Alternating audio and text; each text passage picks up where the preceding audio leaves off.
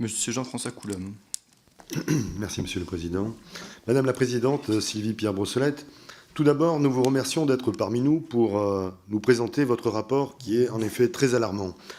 J'aimerais évoquer votre 10e recommandation sur l'éducation à la sexualité qui est selon nous fondamentale pour protéger les mineurs. Le PJL STREN, qui a été débattu récemment, a laissé croire que l'on pouvait faire reposer la protection des mineurs en ligne uniquement sur des dispositifs techniques.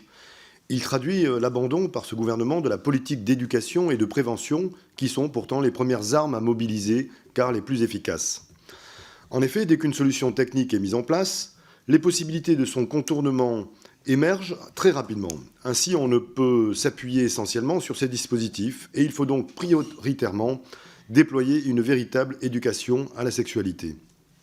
Une loi de 2001 a mis en place 3 séances annuelles d'éducation à la sexualité durant le cursus scolaire de nos enfants. Malheureusement, ces dispositions ne sont pas respectées puisque, d'après une enquête de la Direction générale de l'enseignement scolaire, seulement 13% des écoliers, 18% des collégiens et 13% des lycéens ont pu bénéficier de ces séances en 2020-2021. L'Inspection générale de l'éducation a même conclu en 2021 que bien des élèves traversent toute leur scolarité sans avoir bénéficié d'une seule séance d'éducation à la sexualité. Ainsi, en août 2022, vous demandiez, Madame la Présidente, un plan d'urgence de l'égalité à l'école et exhortiez les pouvoirs publics à faire de l'éducation à l'égalité une priorité absolue dès le plus jeune âge, en commençant par la refonte et la tenue de ces séances prévues par la loi de 2001. Le tribunal administratif de Paris a même ainsi été saisi par des associations pour que cette loi soit appliquée.